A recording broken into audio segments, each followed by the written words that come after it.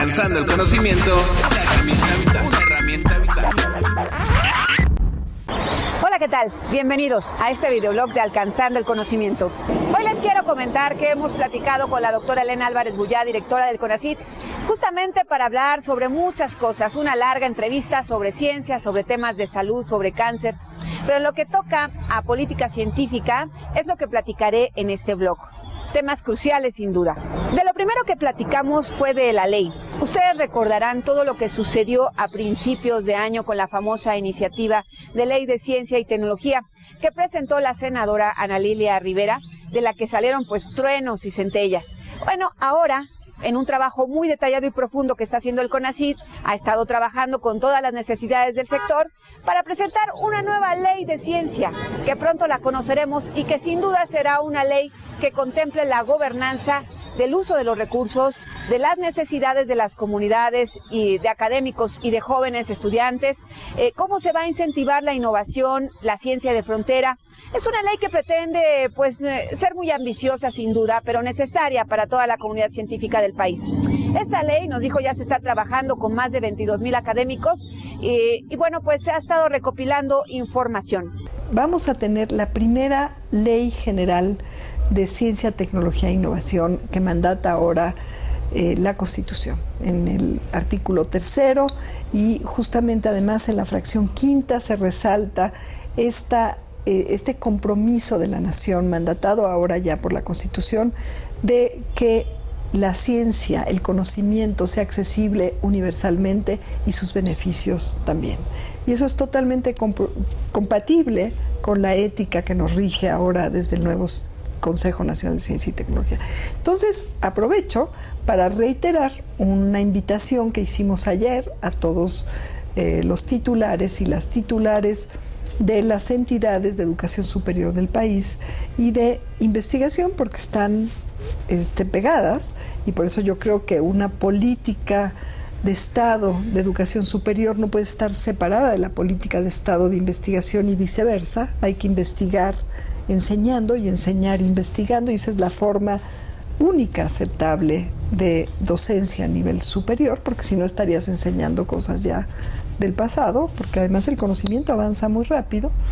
Y justamente ahí anunciamos el llamado a los titulares de estas y las titulares de estas dependencias de educación superior a que nos ayuden a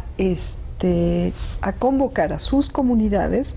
a una consulta amplia en torno a temas fundamentales de esta primera Ley General de Ciencia y Tecnología. ¿Cuáles son estos temas fundamentales? Justamente mecanismos más transparentes, más democráticos, más inclusives de consulta en todo lo que tiene que ver con ciencia, tecnología e innovación a las comunidades de estudiantes, académicas, académicos, tecnólogos, tecnólogas, todas las comunidades científicas. También la gobernanza de todo el sistema, la gobernanza y las atribuciones y obligaciones en términos de ciencia, tecnología e innovación a nivel federal, estatal, municipal. Es otro tema que tendrá que quedar ahí bastante claro. Cómo se van a organizar los fondos y cómo se va a quedar mandatado en esta primera Ley General de Ciencia, Tecnología e Innovación la gobernanza sobre estos fondos, no solamente sobre los criterios de evaluación y los indicadores, que también hay que modificarlos para hacerlos más adecuados y más pertinentes a la ciencia, al desarrollo tecnológico y también a su impacto en la sociedad. Y cómo se va también a regular la gobernanza también del uso de los recursos, de su articulación, de su uso eficiente, en fin, cómo se va a articular la primera Ley General de Ciencia, Tecnología e Innovación con el resto de las nuevas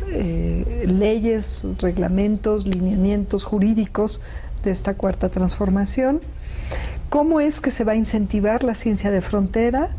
¿Cómo se va a incentivar el desarrollo tecnológico de vanguardia y la cooperación para la innovación, para aumentar ahora sí la eficiencia de innovación, que en los últimos 6 años bajó 16 lugares a pesar de que aumentó el gasto? ¿Cómo vamos a incentivar? ¿Cómo se va a regular? ¿Cómo se va a plantear en la ley mecanismos jurídicos que nos permitan incentivar una innovación virtuosa para el país con una visión de bienestar social y de cuidado ambiental. ¿Cómo es que se va a fomentar una mayor articulación y organización tanto territorial como interdisciplinaria de las diferentes instituciones y las diferentes capacidades de ciencia, tecnología e innovación en favor de retos concretos y de incidir y de poner a la ciencia y a la tecnología al servicio de pues los diferentes niveles de gobierno para atender las prioridades estratégicas nacionales, es decir, pues seguridad, manejo de agua sustentable, manejo de residuos tóxicos, de residuos sólidos, la basura, soberanía alimentaria, salud, de la que hemos estado hablando. En fin, todas las prioridades nacionales necesitan, para poder implementar realmente políticas que sean sustentables y que sean solventes epistemológicamente, la concurrencia, la convergencia más que la competencia de la comunidad científica. ¿Cómo podemos fomentar esto de una manera pues inclusive vinculante a nivel de esta primera ley general? También nos dijo que en esta ley se propondrá, pues como era de esperarse, un tema muy traído y llevado, pero que hasta ahora no se ha consolidado, es el asunto tan necesario para la comunidad, que es el presupuesto. ¿Se acuerdan del 1%? El presupuesto, ¿no? Si podemos establecer un mínimo vinculante, porque hay mucha discusión en torno a este deseado y aspirado 1% al cual nunca hemos llegado, podemos establecer un mínimo vinculante. Claro, lo ideal sería un 1%, ¿no? Y de ahí para abajo, bueno, mínimo ni mínimo, ¿y por qué te planteo este mínimo? Es 0.5%. Si hoy tuviéramos el 0.5 y no un poquito más del 0.3, ya estaríamos mucho mejor. La doctora Álvarez Bullá nos comentó que más allá de todo lo que se dice de ella, que ella no va a hacer caso de la politiquería y está enfocada a trabajar, a convencer a todas las comunidades de la necesidad de una política científica para el país, una política científica que beneficie sin duda a los ciudadanos. Y para eso pues ya ha convocado a muchos foros en todos los estados del país. Para esto hay que convencer y por eso es que yo me enfoco más que en la grilla, en estar, y mucho menos en la politiquería, que nunca me ha gustado ni me gustará, en trabajar y en lograr resultados que sean convincentes para nosotros mismos, primero que nada, porque como científica yo me rijo por una autocrítica muy profunda, sino que sean convincentes para el pueblo de México y obviamente para quien está a la cabeza hoy en día del gobierno federal, el presidente Andrés Manuel López Obrador, que está comprometido con un quehacer científico, pero que tenga este claro compromiso con las prioridades. ¿Esta ley ya se está trabajando en el Congreso? Esta ley se ha estado, se han estado discutiendo muchos aspectos de esta ley. Como cabeza de sector nosotros tenemos esta obligación y esta atribución, con la venia del señor presidente, de avanzar las iniciativas de ley, sobre todo ahora que está mandatada por la Constitución. Se han hecho foros, se han hecho mesas de trabajo, tanto aquí como en el interior de la República, es decir, en todas las entidades federativas. Se han convocado y han participado más de 22,000 académicos y académicas en todo el país. Y por supuesto no podía faltar un tema, el asunto del Foro Consultivo Científico y Tecnológico, esta asociación civil que por muchos años ha recibido dinero del CONACYT y que ahora con el nuevo gobierno pues vio reducidos sus recursos y que está llevando la inconformidad al terreno de lo legal. Yo creo que es un momento, y en eso hay un consenso, de revisar los órganos y los mecanismos de gobernanza y de consulta, que creo que deben de ser más transparentes, más directos y más democráticos, ¿no? En ese sentido está esta problemática y esta discusión del Foro Consultivo Científico y Tecnológico. El asunto aquí es que en la ley actual de ciencia y tecnología se menciona un foro de la ley, que le vamos a llamar foro de la ley, en donde concurren en su mesa directiva instancias tan importantes como la Universidad Nacional Autónoma de México, el Politécnico, el Instituto Politécnico Nacional, el Centro de Investigaciones de Estudios Avanzados, el CINVESTAB, academias muy importantes, la Academia Mexicana de Ciencias, la Academia de Medicina, la Academia de Ingeniería, de la Lengua, en fin, también instancias privadas, ¿no? De algunas de las coordinaciones o cámaras industriales, que es también muy importante consultarlos, y aquí, bueno, públicamente los convoco a que también nos hagan llegar sus opiniones. Vamos a mandar un oficio justamente para hacer esta invitación explícita, porque tenemos la obligación de integrar una propuesta. Y por otro lado, se generó o se abrió una asociación civil, que no es el foro de la ley, esa parte. Es una asociación civil que se puso el mismo nombre, que se instituyó con la misma mesa directiva, con ahí algunos temas, y entonces se plantea todo ya desde esa asociación civil,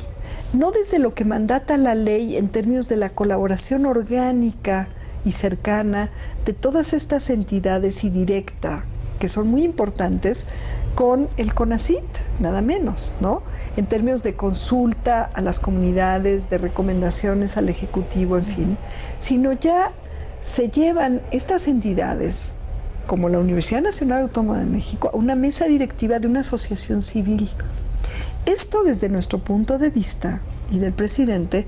por un lado compromete la integridad de la naturaleza pública y autónoma de estas instituciones tan importantes para la nación, porque están supeditadas, están llamadas a cuentas en una mesa directiva de una entidad de interés privado, que es una asociación civil, y no ya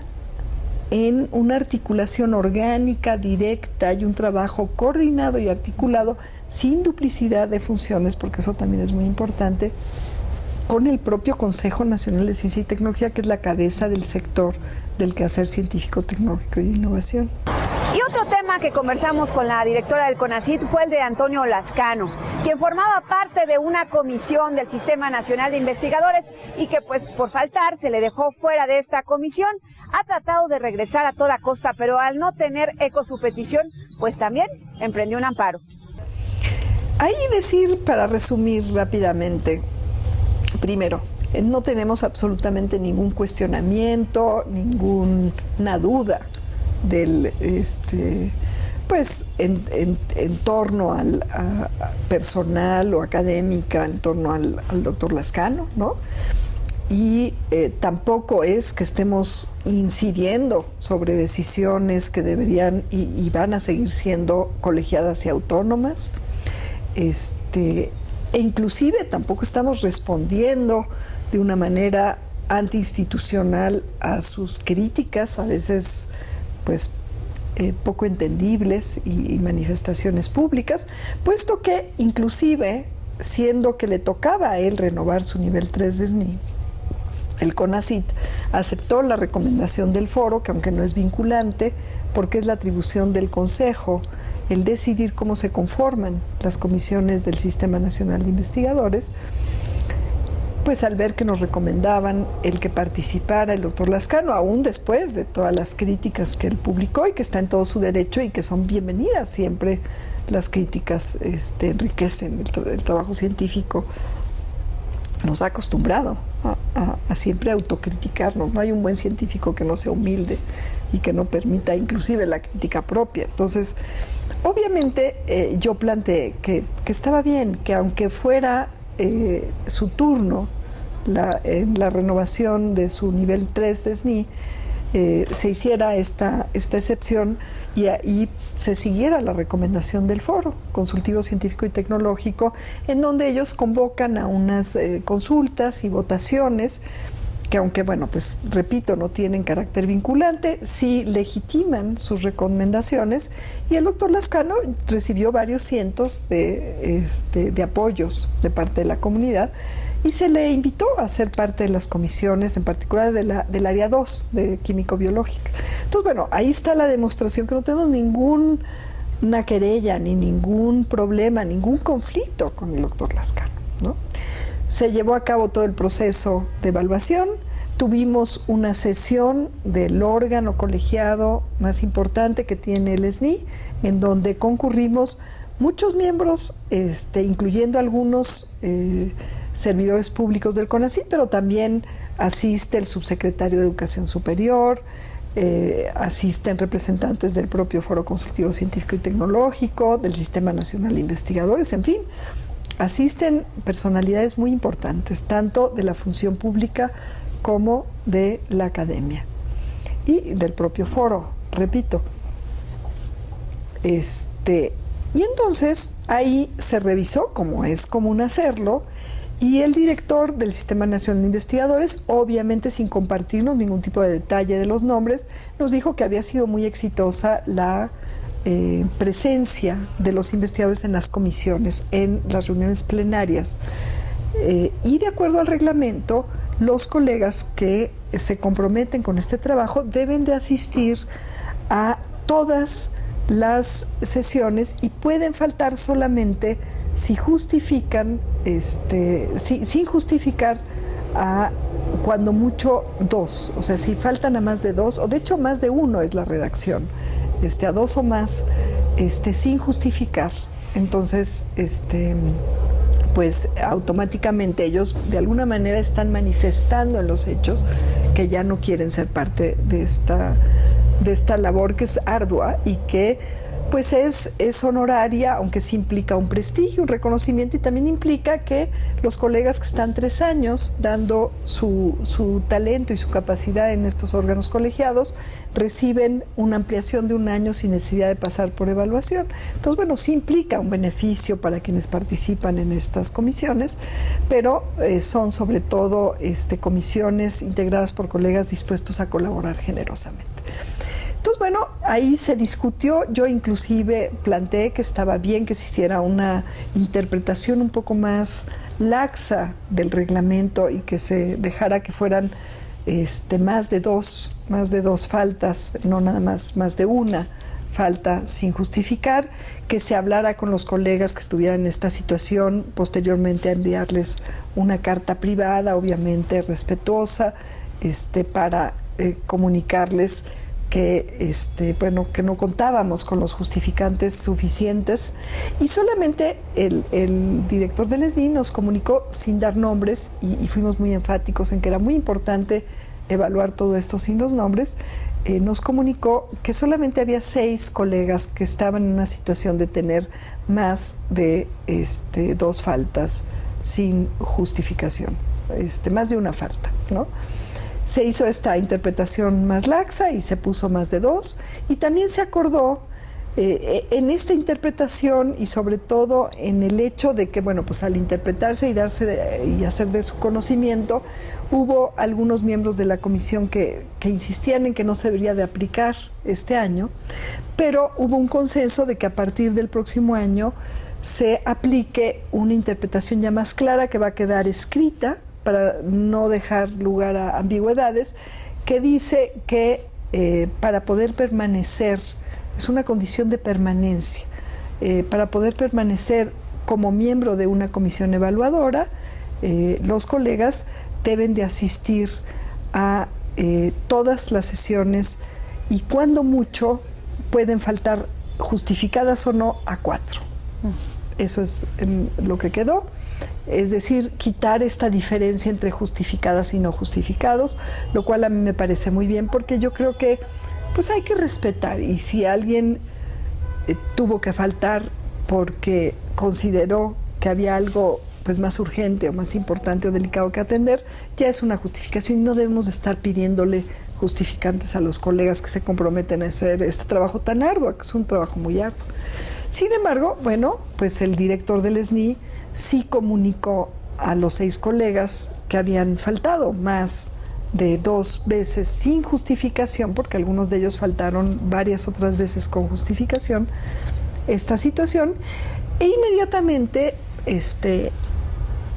sugerimos, en particular yo les sugerí, que entablara un diálogo con estos colegas, que los invitara a dialogar después de mandar este correo privado respetuoso, en donde él, bueno, aludió a pues algunos principios del Plan Nacional de Desarrollo, etcétera, etcétera, pero sobre todo que entablara una comunicación con ellos en este sentido, en el sentido de respetar si ellos decían que tenían interés de continuar a futuro en las comisiones y que una vez aclarado se comprometían con asistir a las plenarias y no faltara más de creo que es del 25%, bueno, esto ya está muy claro,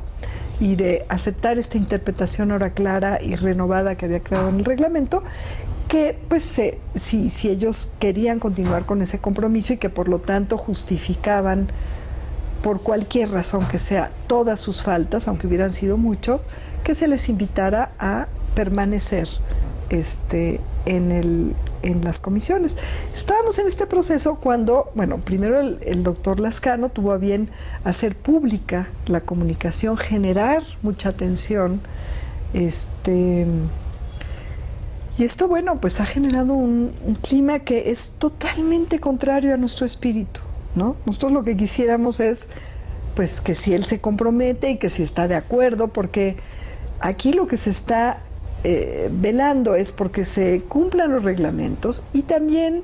por el trabajo de los colegas que sí se comprometen con venir, a pesar de que todos tenemos obligaciones y compromisos, ¿no? Entonces es un poco preguntarles a los colegas si están comprometidos, están en posibilidad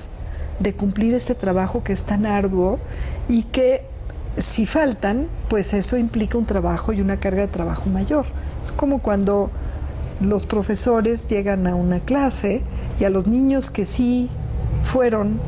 a tiempo a asistir a su salón, los regaña tremendamente por los que faltaron. Esto, pues esta lógica no podemos seguir, ¿no? Lo que nosotros quisiéramos es sin regañar y sin nada, porque tampoco es el trato que queremos establecer con los colegas que generosamente, repito, se ponen a disposición de este trabajo colegiado tan arduo, que tiene que ser independiente, colegiado y lo más riguroso, y de hecho hay que hacer una discusión profunda de los indicadores y de los criterios de evaluación del SNI, ¿no? Hemos estado ahí proponiendo formas de hacerlo más democrático, paridad de género, en fin, ¿no? Más democrático y equitativo con respecto a la participación de colegas de los diferentes estados,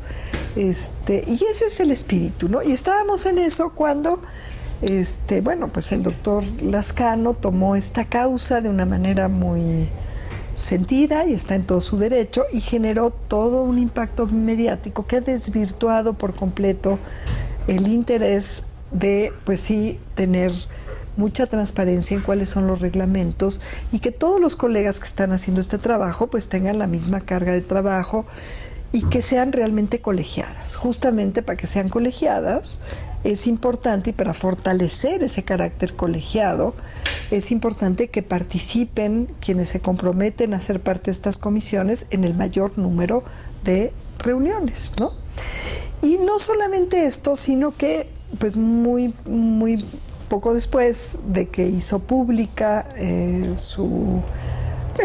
molestia, su malestar y este sentido totalmente contrario a lo que el director del SNI lo guió para mandar este correo electrónico, vino esta denuncia, esta demanda de este juicio de amparo que ya nos pone en un canal de comunicación distinto, que ya no es un acuerdo personal, que no es un acuerdo de colegas, que no es un acuerdo racional con base en, bueno, cuáles son sus razones y sobre todo preguntarle si él está interesado y está comprometido a seguir con el trabajo en caso de que pues se va a aplicar el reglamento de esta manera, pues en estas conversaciones que el director del SNI, el doctor Mario de Leo, está teniendo con los diferentes miembros para asegurar que la decisión no tenga que ver con un castigo, con un criterio irracional y sobre todo se tome sin escuchar cuáles fueron las razones por las cuales los colegas no pudieron asistir a un número mayor de reuniones, de sesiones, y si están de acuerdo, sobre todo a mí lo que me interesa es, pues de cara al futuro, si están de acuerdo y comprometidos con trabajar y comprometerse con lo que ahora marca de manera muy clara y ya sin ambigüedades el reglamento, que ese sí fue acordado por unanimidad por todo el órgano colegiado. Pues así las cosas en la política científica de este país. Esto a casi un año de cumplirse, valga la redundancia, un año de gobierno en la Cuarta Transformación, en donde pues sin duda un cambio de régimen, un cambio de todos estos paradigmas de por tantos años que se han seguido, pues ha causado resquemores, han salido pues relámpagos, centellas, truenos y demás tormentas, pero sin embargo las cosas podrían tener un nuevo matiz si tenemos una nueva ley de ciencia con una visión más social y también con un presupuesto que vaya por lo menos cercano al 1%. Soy Berta Alicia Galindo y como siempre le tenemos al pendiente de todos estos temas aquí en Alcanzando el Conocimiento, una herramienta vital. Hasta la próxima. Alcanzando el conocimiento, una herramienta vital.